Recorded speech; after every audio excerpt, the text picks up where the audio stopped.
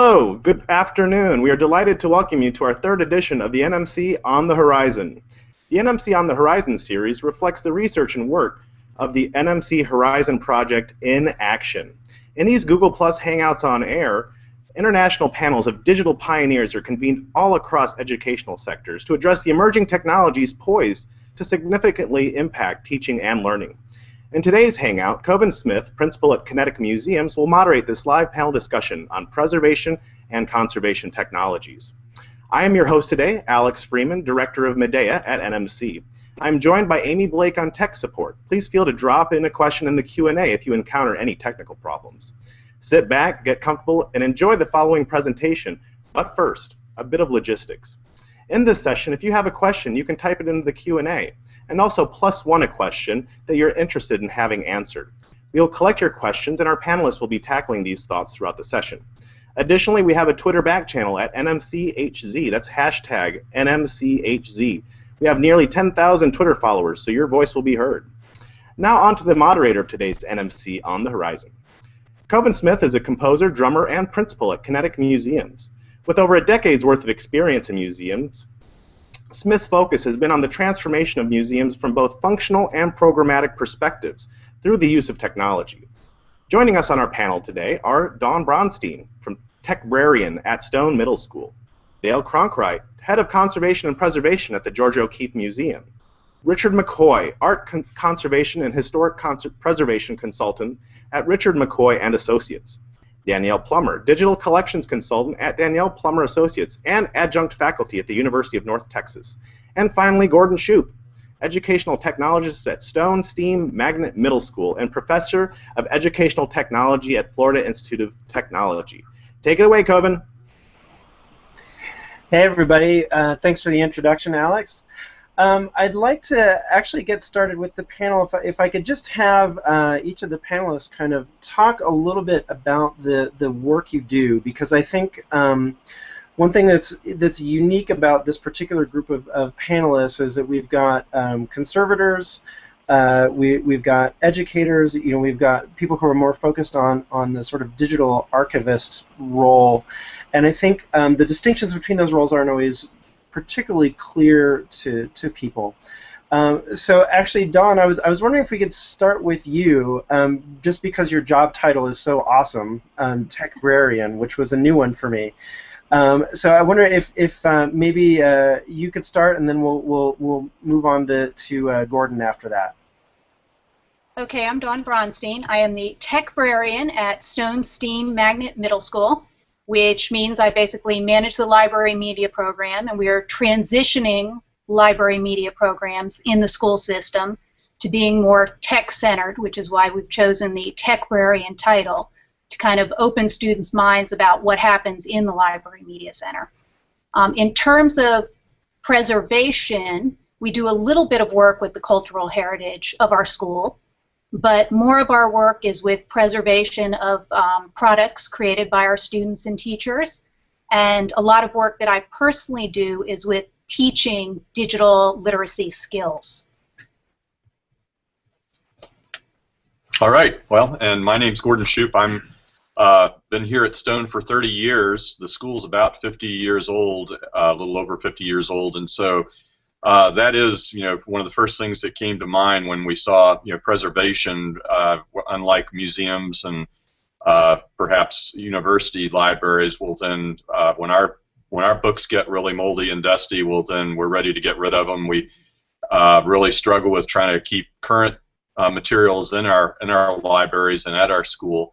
So the very first thing that occurred to me when we approached this topic is that we do have a culture to preserve. We live in a black community. It was built as a K-12 black school, and there is a very high interest of a core group of people in this community that don't want us to forget our roots and don't want us to forget where we came from. So that was the first thing that came to mind. And then as we thought about this a little further, well then for a long time in the K-12 space, well then there's been a discussion of portfolios for students. And using a portfolio assessment, authentic type of assessment, for students and compiling their work over the years. And to be honest with you, it's been something that schools have really struggled with because we have had limited access to digital preservation until, in the last 5 or 6 years. So it's been something that a few teachers have kind of poked at a little bit and tried a little bit, but we've never had a stream of portfolio preservation throughout the K-12 experience. So that's something we're just kind of really thinking about and looking at. And I'm also our school's webmaster. We've had a website up since 1994. And so the other thing that occurs to me is keeping track of our history of our websites and preserving the different content that we've had on there to kind of, again, have a sort of historical, cultural perspective of education in our community. Wow, okay, so there's a whole lot to dig into there, but I want to kind of complete the round of introductions, and then we're going to have a lot of questions for you guys. So Danielle, I think let's go to you next. Well, hello. So I am a consultant, and I work with institutions primarily in Texas, but outside of Texas, on issues relating to digital collections and digitization of collections.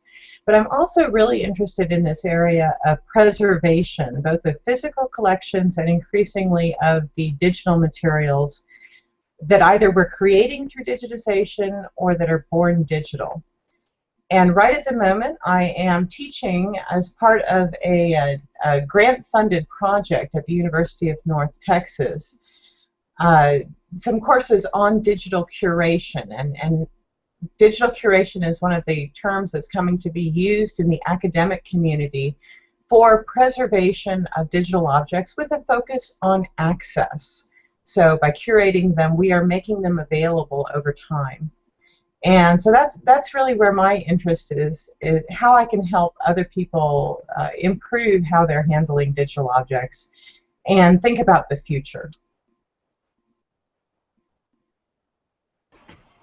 Excellent. Okay. Well, I think access is going to be a huge issue as we get further into this conversation. I think let's talk to Richard next. Hi. Thanks so much for having me in this conversation. I'm really happy to be here and looking forward to spending the hour with you all. So I just started a new company this June that is a consulting company, and I primarily am working for the city of Columbus, Indiana, helping to develop a preservation plan for the art and architecture. But before that, I worked for 10 years at the Indianapolis Museum of Art, where I created something called the Objects in Variable Art Lab.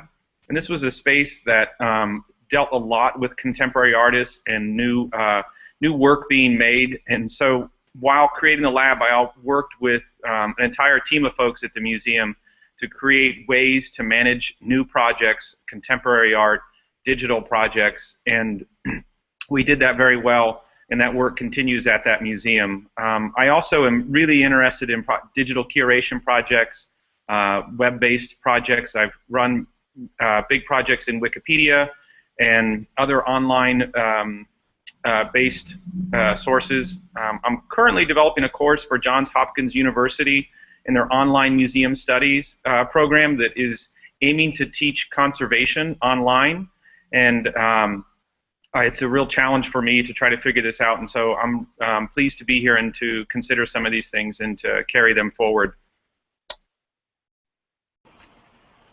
Right on, Richard. Thank you. And Dale Conkright from all the way in Santa Fe. Yeah, thanks, Cohen. I'm the conservator and head of preservation here at the George O'Keeffe Museum.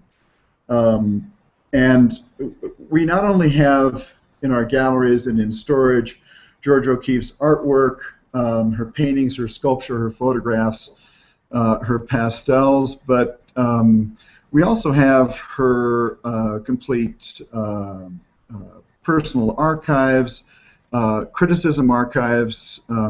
We have all of her personal effects, so the bones and the skulls and the rocks and the items that she used as source materials, all of her brushes, her paints, her pastels, her sketches and studies.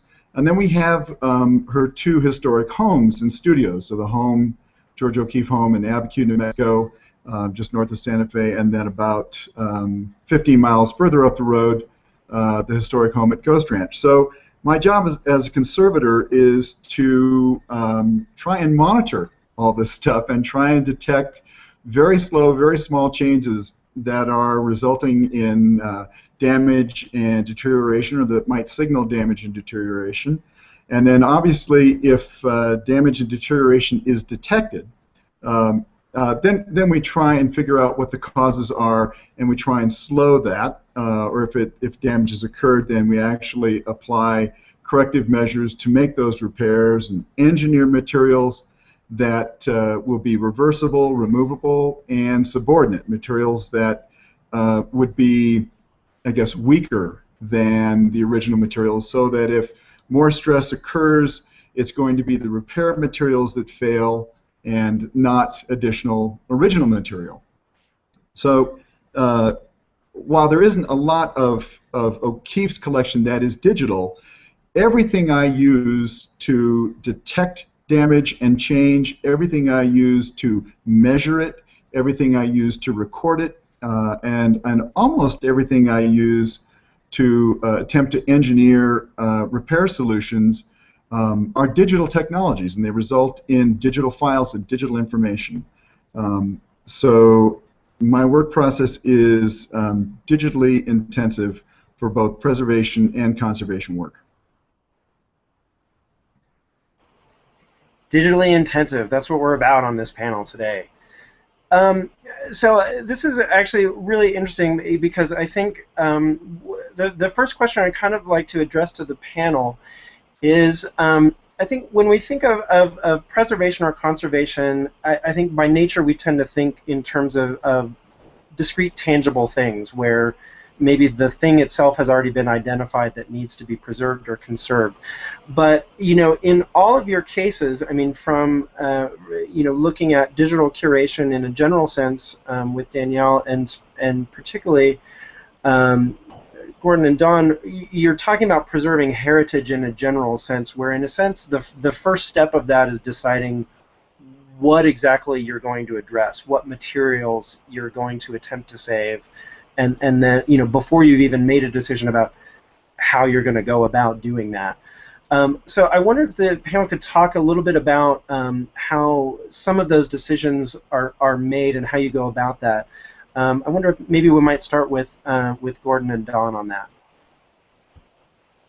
Okay, so as I said, in the K-12 sense, we're kind of early into this whole notion of preserving student work and such, and so typically the kinds of things that get preserved are things that have represented an achievement, a major achievement. We have really a internationally rated science research program, for instance, and our students have participated in the International Science Fair, and as 9th graders beat out 10th, 11th, and 12th graders for first place awards.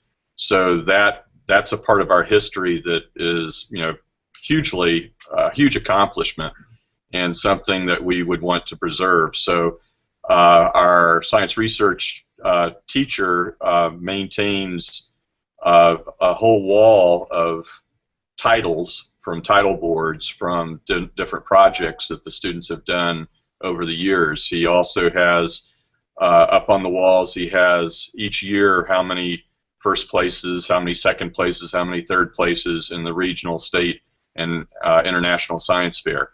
So typically the things that we point out and say we want to preserve this, these are things that represent major accomplishments. The trophy case, the students, from basketball seasons and from some things like that. The banners that we receive, we're a national avid demonstration school, so we have a banner that has that up there. And so then the second stage of this is to preserve them digitally, as it's been discussed, and it usually involves taking pictures or scanning or doing something of that nature. So does that answer your question, or the? It does. I wonder if you could actually get into some of, like, when you talk about the students' personal work themselves, you know, and the portfolios that you mentioned. I think, you know, that to me seems like, you know, the choices there are probably less obvious in terms of what you're retaining. I wonder if you could talk about some of those decisions, you know, or even just from a library perspective, you know, and the history of the location that you're in Florida, you know, determining sort of what you keep and what you don't. Well, a transfer from year to year. We're a 2-year school now at this point. We used to be a junior high school. Now we're a 7th and 8th grade school. And so the students are with us for a relatively short period of time, and we bring them in with a folder of materials, a manila folder that has you know, test scores and that kind of thing in it, and that's all paper. There's not been any digital preservation of that except for what's entered into the student information system as their yearly grades and your yearly test scores. So a lot of what is preserved and then handed off to the high school is in that format. And as I said, even though we've talked about, we often have used portfolio evidence for advancing a student that maybe hasn't had the test scores to the summative assessment scores have not been sufficient to advance them onto the 9th grade. Well, then we have used achievement of other things that they've done in their classes as evidence, but that hasn't then been passed on to the high school. Typically, that has been kind of a letter, an administrative letter that goes with that. And you know, as I said, you know, I taught biology honors for many years, and we did some fabulous things as a class. But as far as getting granular down to the individual student, we've talked about and played with the idea of building a portfolio over the class period, but we haven't had anything that we've really said, okay, here's a thumb drive, or here's a network, you know, cloud-based server that has your work on it that you can continue to access. And then the final comment that I'd have, and I'll let Don chime in here, is there is also some questions because of that we're dealing with minors. What do we have the right to preserve or retain access to after work has been turned in? The student still owns the copyright, even as a minor, and to clear it for being published to our website or being preserved in some fashion that the school retains the rights to, there's still some uncharted territory there. As far as I know, I mean, I'm not a lawyer and don't practice law or anything like that, so I don't really know all the details on that. But I do know that when I publish something to our website, well then sometimes I stretch that a little bit, and sometimes, but I am trying to, you know, contact the students and the students' parents to make sure it's okay to display their work. Yeah, and I think a lot of our work, because it's the products that people have made, and we're talking about preserving what they want, a lot of it is self-selection. And the students choose what has value, or the teachers choose what has value, whether that's something they think they're going to be able to use in the future, a documentation of achievement, or just the amount of time they've placed into it. So a lot of it is self-selection at our level. Which makes total sense, yeah, in that context. Dale, in a way, I think the sort of choosing what to preserve is, of all the panelists here, probably easiest for you, because essentially once the object enters the museum, it's kind of on your plate. But I wonder if I could kind of redirect a little bit and have you talk about, because we had a question in the Q&A about keeping track of sort of non-finalized work. And in many ways now, because so much more of your workflow is digital, some of what you're choosing to keep or not to keep is literally the work product itself. You know, the data that's coming out of the tests or treatments that you're doing. And I wonder for you if you could talk about sort of how you're determining what you retain, what you don't, what you think is going to be useful for later, and what might not be. Right. Yeah. No, I think that's a really good point, and we do think about that stuff very consciously because we're creating, huge numbers of digital files, and digital files that are very large. So, for example, a good example of this process is that we try and decide first what it is we need to archive. What is the file type that we need to move into the future? And the major determination of that is twofold. One, what are we most going to need to share into the future? So, like all fields, conservation and preservation has changed to the point where it's no longer conservators sort of working alone. Conservators are now working together, and not just within an institution, but across the country, across time zones, and internationally. We're using social media, we're using things like Google Hangout, and we're literally talking about problems all the time. I think that will continue into the future, and we're going to be examining each other's data and trying to help each other determine the causes of deterioration and damage and how to proceed, as well as what treatment strategies work and what doesn't work. So, for example, in 3D imaging, each 3D image is a computational image, and it's made up of anywhere from, say, 50 to 150 different digital photographs of an object, taken either from different positions or taken with different light sources. And all of those images are then computationally put together to give you the 3D image. We don't save the 3D image itself, although we'll share that image, so it doesn't really go into a dark archive or a locked up vault archive. What goes into an archive are the original capture images. We capture those in raw format.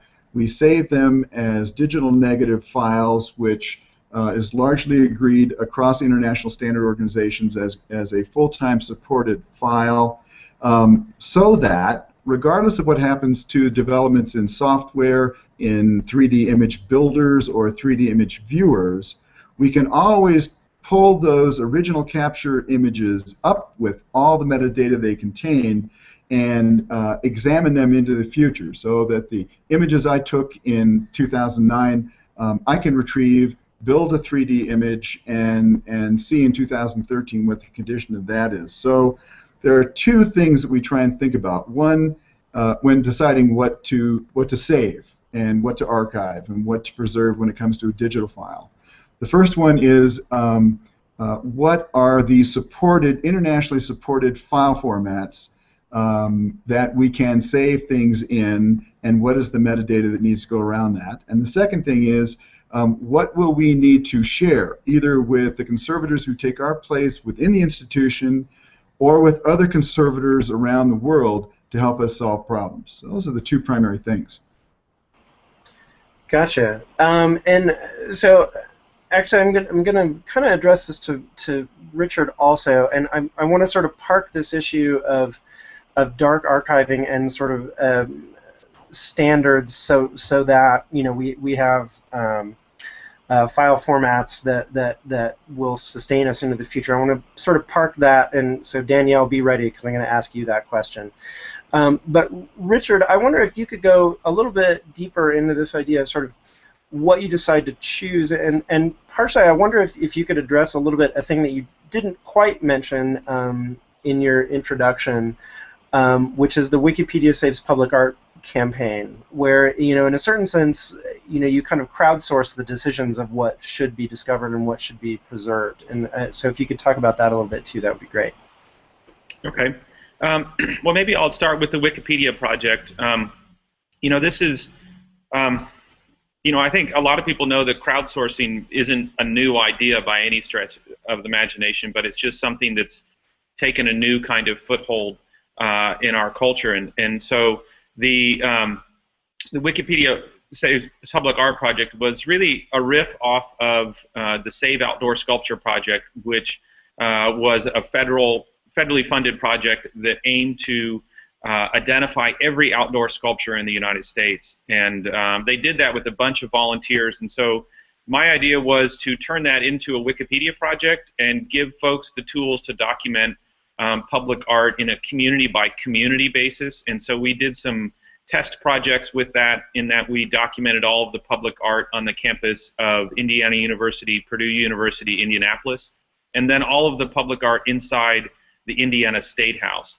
And both of these, really proved the concept, and so there's a number of projects that are trickling along to do this as a way to document community by community. And I guess it's a certain amount of work to do this, and it's kind of people don't like doing things for free, so it's hard to keep it going in a certain way. But it proves that we can select our own things that we want to care for, and I think that that leads us to the next question: is what is it, and how do we define it? And so I don't know. I see these things sort of in a way like sort of hand in hand. Selecting what it is comes from the knowledge of what it is. And this often drives a decision to select it, is understanding what it is.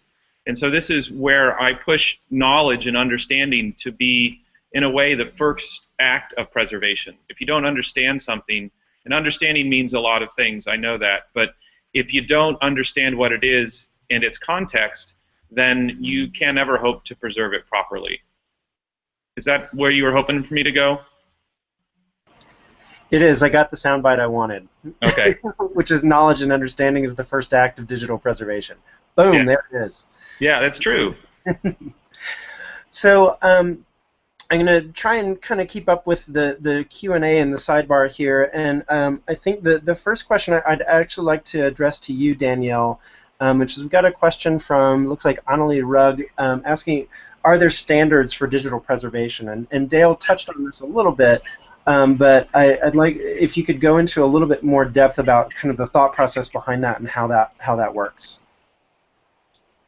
Well, I come from the library community, and we love standards, so we write a lot of standards. And yes, there are standards related to digital preservation, and truly detailed standards. So things like the Open Archival Information System standard, the Producer Archive Agreement standard. These things are out there, and they're very technical documents. I don't really recommend most people read them, but they really govern a lot about how the technology works. Beyond that, there's an emerging body of best practices, and I think it's the best practices rather than true standards that people should be focusing on. So a lot of this has been organized by the Library of Congress, and you can look at their website, which is digitalpreservation.gov, and they've done a lot of work to pull together material from different places. So they have resources about formats that you might want to choose, and Richard talked a little bit about this. What format do we want to save something in? They've got a whole resource that talks about different formats. Are they recommended? Are they not recommended? They also have a relatively new resource from a sub-organization that they're part of called the National Digital Stewardship Alliance, which talks about levels of preservation. And that's a tool that pretty much any institution can take and say, well, I'm not really ready to go into full-blown digital preservation, or it's not necessary for my institution, but here are some things I can do to start with.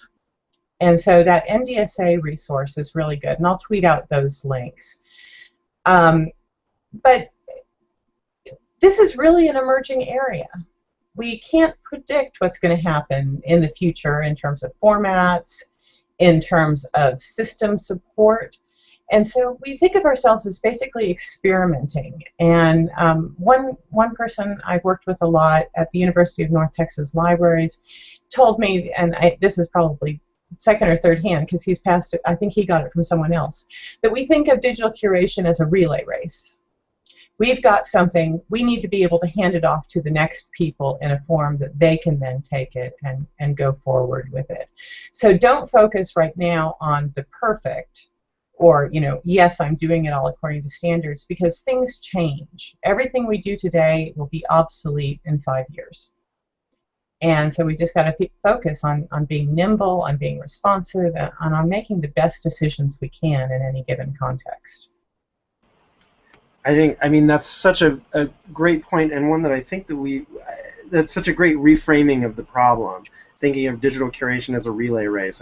That's 2 sound bites in one panel. So I mean, I think we're looking good here. But just thinking that we're not looking at idealized solutions that will stand forever, but really ones that just sort of get us to the next point where someone can kind of pick up the slack there. So actually, pardon me. To that end, I would like to address. There's a question from the audience about. Let me see if I can find it. About digital training. Are there plans to integrate digital preservation into training programs?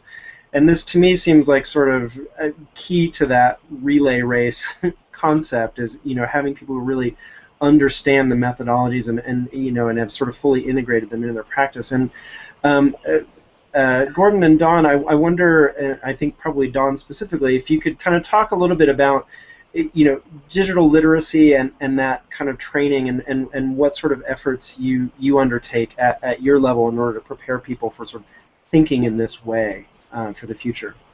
Well, the focus on really personal digital preservation is something that I'm just getting into. We are moving to a one-to-one model very soon at our school where every student will have a computing device with them at all times. So I anticipate that they're going to be producing a lot more products, and we're going to need to talk about what's involved with preserving these products.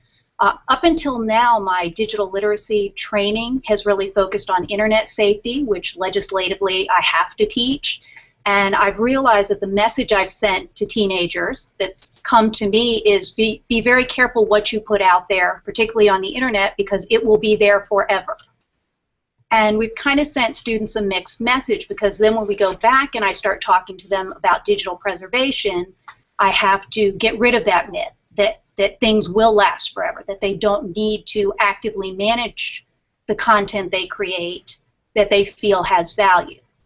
So we start by talking about what has value, how do you decide what has value, and then how do you actively manage that so it doesn't become obsolete. And so that's kind of where I'm going with my curriculum now, and it's a curriculum that I've been building. And as Danielle pointed out, the Library of Congress, the digital preservation work there has a lot of resources that people can use for their personal digital preservation and that I'm using to create curriculum. And Dawn, do you feel like you're sort of part of a larger movement? I mean, are there others like you that are doing, developing this kind of curriculum around the world or around the country?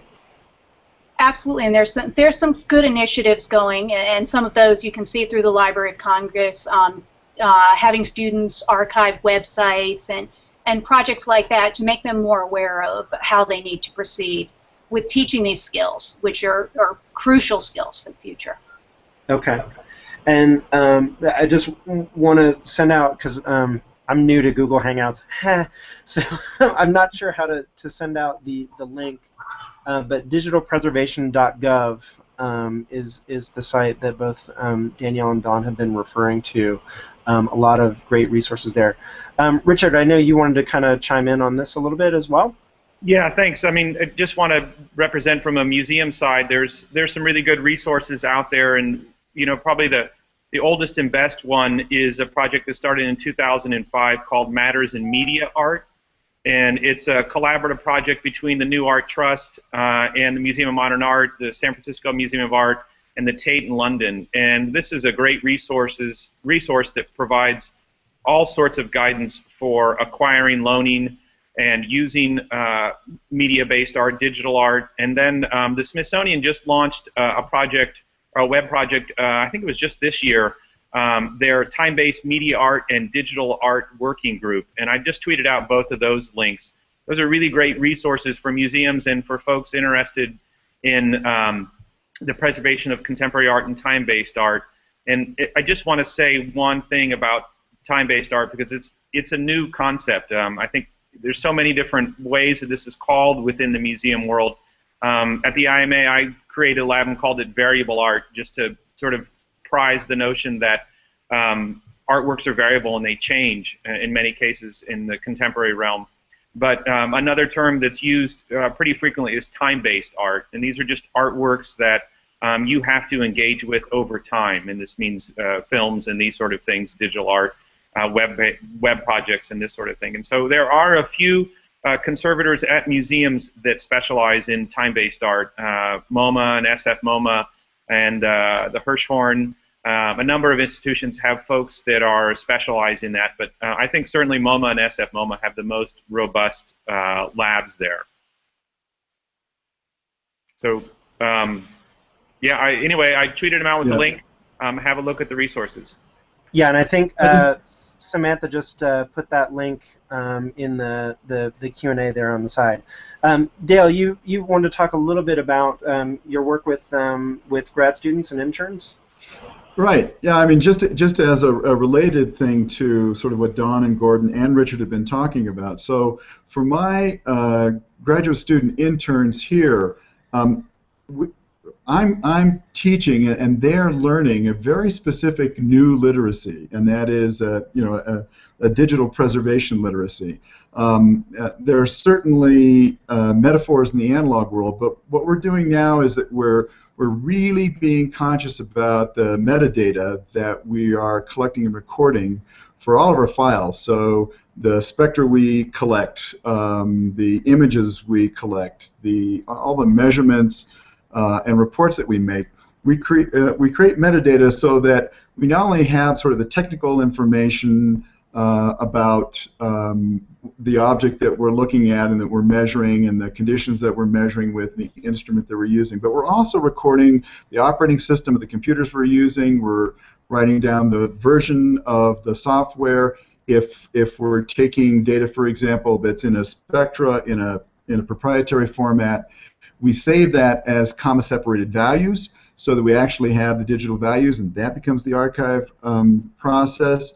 There are real new literacies for sharing digital information that are absolutely going to be required if anybody is going to access this information in the future. I mean, literally, as Danielle's saying, 5 years down the road, they're going to have to take something that is no longer supported by the operating system, somehow import it and make it work on their digital device. So we're very conscious of that, and if the metadata with that file explicitly talks about why the measurement was taken, what the operating system was, where the archival files live, I think it will help solve some of these problems.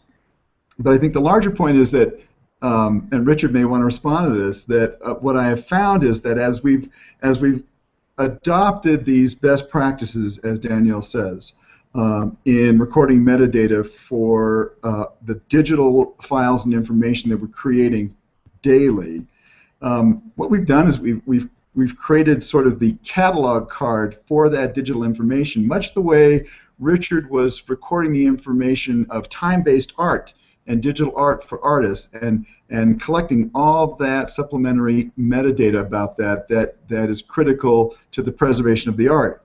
The same exact best practices are required for us to ensure the usefulness of the measurements we're taking every day.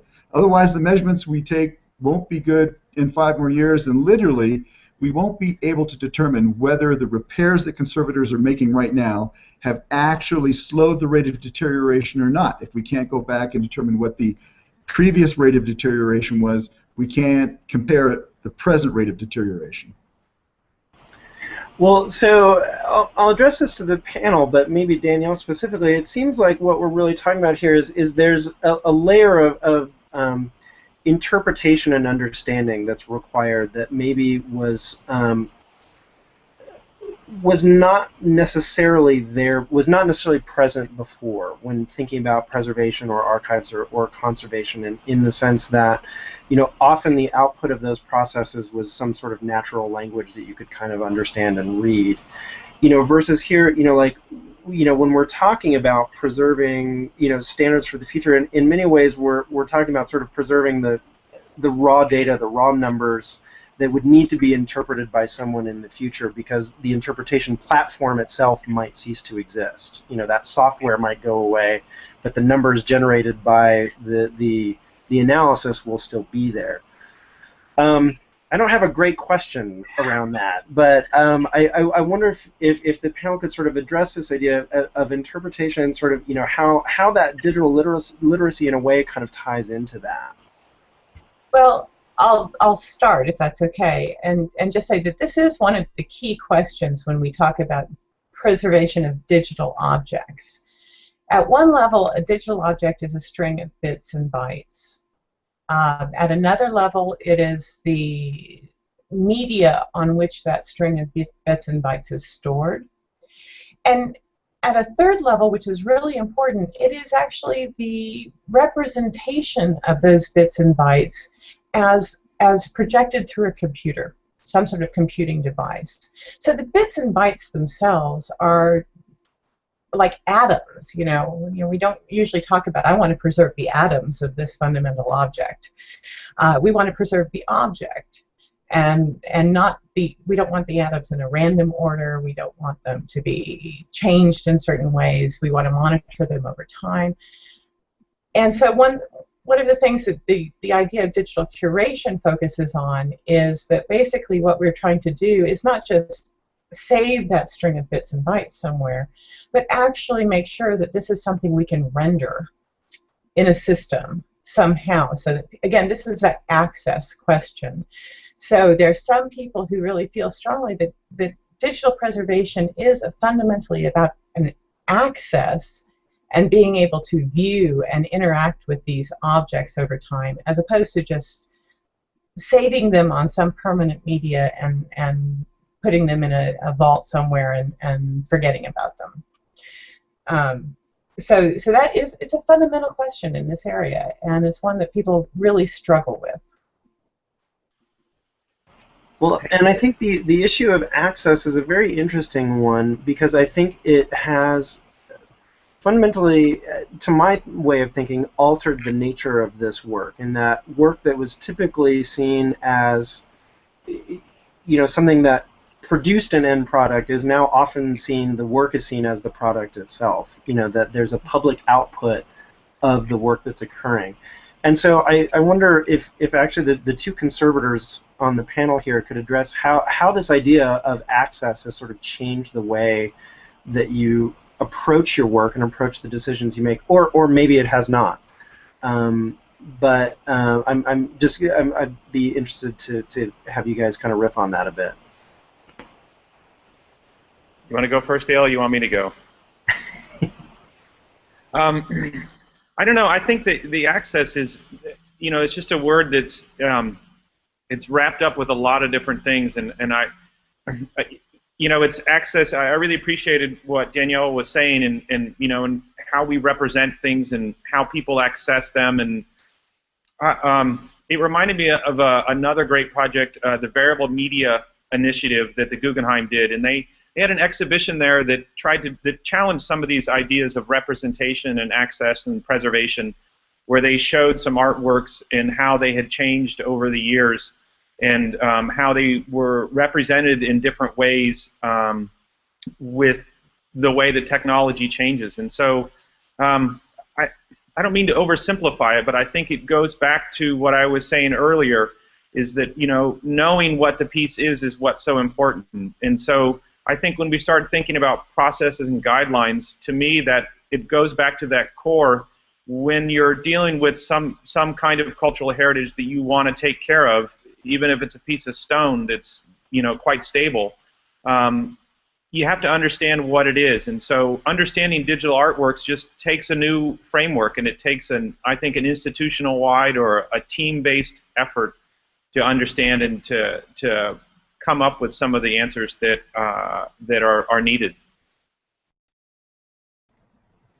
Yeah, I also love the sort of metaphors and descriptions that Danielle's been using for us. I mean, as a conservator, I try and manage change. That's what I do. I can't stop change from happening, but I try and understand the things that are affecting change at all those levels that Danielle talked about, the bits, the bytes, the atomic level.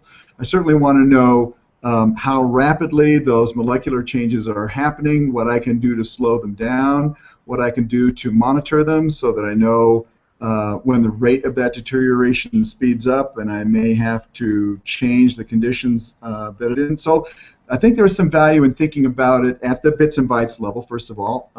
So for example, on our files, we are running a checksum hash function on our files now when we're saving them, so that we can, when we pull those files back up, we can at least check to see if there's been any deterioration or erosion of those digital files as they've passed over the digital pipeline, and see how well preserved they are. Certainly the media things are stored on and presented on are really important. That idea of rendering an artwork is really important. But access is key, and I think ultimately we are not going to be able to convince anyone in the general public, anyone at any of the philanthropic foundations, or anyone in government that the work that is required to sort of pursue this relay race is worthwhile unless we are providing access, unless the information that we have, the artwork, the preservation files, the 3D images files, unless those are somehow relevant to society, meaningful to the public, and useful to them. If they can do things with them and participate in both the preservation process, in the curation process, in making connections between those objects and their lives and other objects in other museums, I think if we can find ways of giving greater access, greater interaction, and greater relevancy to all the digital information we're trying to save, we will get better support for advancing these workloads. And I would love to talk about this for about 3 or 4 more hours. This is such a fascinating topic. I cannot recommend enough for those who are in the audience to check out, if you don't already, the Museo Punks, MUSEOPUNKS podcast by Jeffrey Insko and Suze Cairns. The most recent one features Dale as a guest, but also has Seb Chan and Aaron Cope from the Cooper Hewitt Museum, where they're talking about their recent acquisition of the software Planetary, and sort of what community involvement in preservation of material like that might look like. Unfortunately, we don't have as much time to get into the nuance of that as I would like, but I definitely recommend that the audience check it out. So we have a question from Christopher Brown that I'd like to address, I think, to Gordon, which is, he asks, with student work, how can we ensure that the student can access it and own its rights throughout their lifetime? This just seems like an incredibly pressing issue, particularly with the now very intense focus on what privacy and rights really look like for us now, and so I wonder if you could address that. Well, I think that the whole movement to the cloud is probably become a real answer to that question, whereas we didn't have an answer for a long time.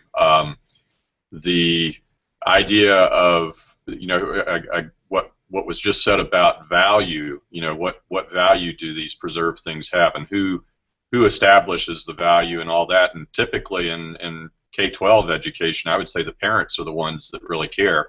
They're the ones that put it up on their refrigerator, and they put it in a folder and say, this is a short story that my son or daughter wrote in the 3rd grade, and that kind of thing. So I would say that as schools begin to open up their walls and they're become more connected and more willing to allow the students to connect to the outside world, rather than us having our own temporary silo that we stick things in, then hopefully the students will learn a lot about these digital literacies of what a database is, and how to, the tagging piece, if you store something, where do you store it? What's the proper file format, as has been mentioned, but also what container is it put in, and then how has it been tagged, how's it been keyworded, so that I can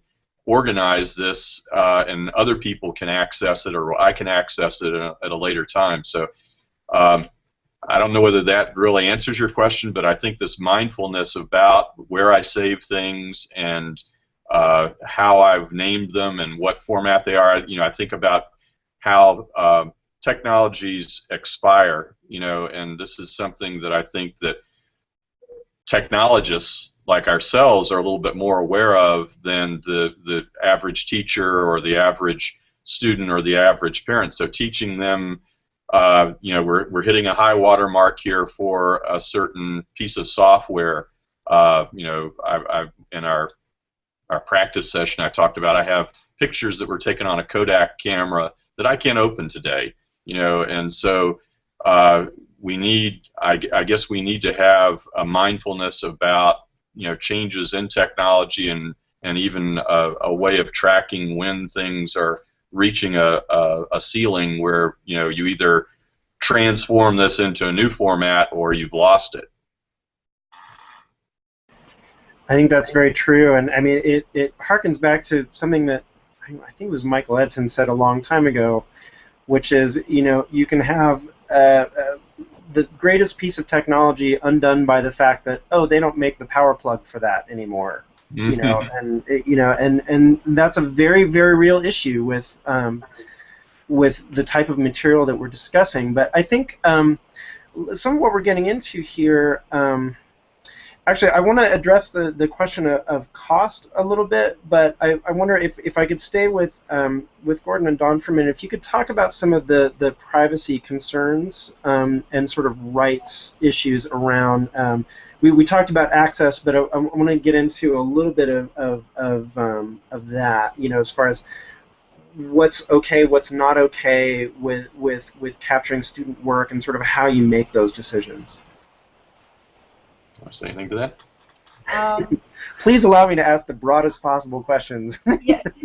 We do a lot. We debate that a lot. I will come in and say, here's a project I'm doing. What do you think? How do I need to address this? A lot of times it involves getting permission from parents, making sure that parents are involved. Sometimes it involves going to the district level to make sure they're going to approve what we're going to do. And it's a shifting landscape. I mean, the whole digital copyright landscape has been changing, so much, so slowly in some ways. We wish it would change faster. Minors, we were in, as I mentioned in our opening piece, they're in a special situation where even though they own the copyright to something they've created, well then they, as minors, are they can't really give permission, to certain things.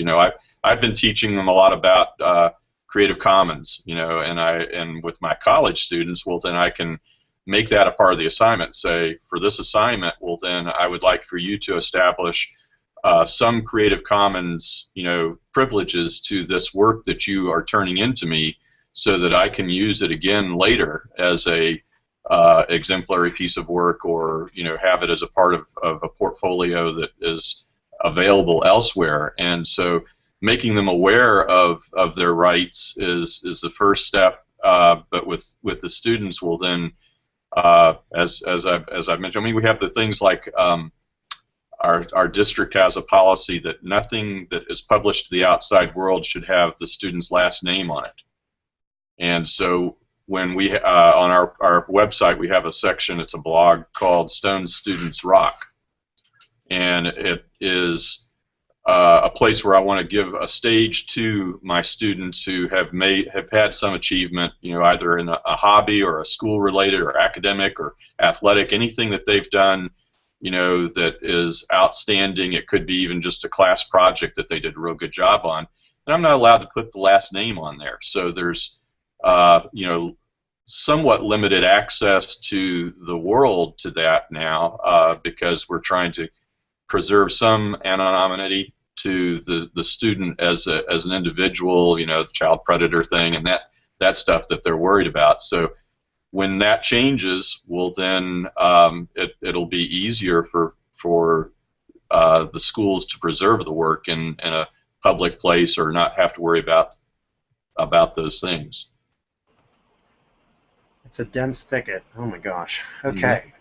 That's really interesting. So, unfortunately, we're running out of time here, so I want to get to one last question, which I think I'm going to start with Danielle on this, and we can kind of quickly go around in the, looks like 3 minutes we have left, which is a question from Abigail about what costs are associated with storing all this information. Obviously, we're talking about an immense overhead. And how much of a concern is this for all of your institutions? Cost is always an issue, and digital preservation can be expensive. But 5 years ago, 10 years ago, we were really worried that what we'd see would be these explosions of costs as we started moving materials to digital formats. And we are seeing some of that. As we move more and more stuff, we need more and more storage.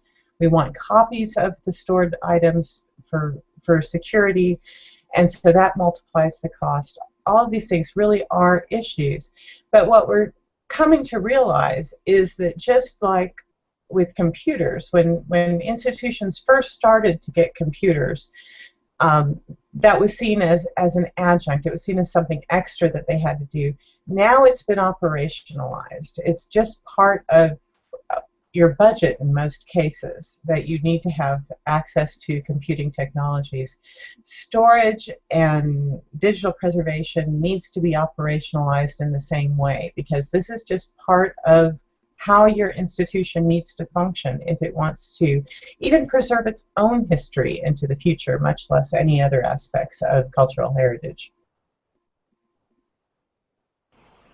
Well, unfortunately, I think we're running out of time, so I think we're going to have to stop there. But I think that's a great place to end, and a great answer to the question. I just want to, before I send it back over to Alex, just want to say thanks to all the panelists, and say, Gordon and Dawn, you have the coolest office I've ever seen. And thanks again to the great questions from the audience. And over to you, Alex.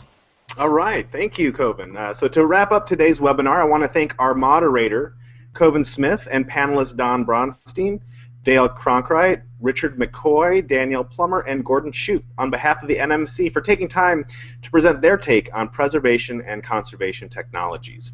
One more shout out to the NMC team that made this program possible: Holly, Amy, Samantha, Victoria, and Michelle.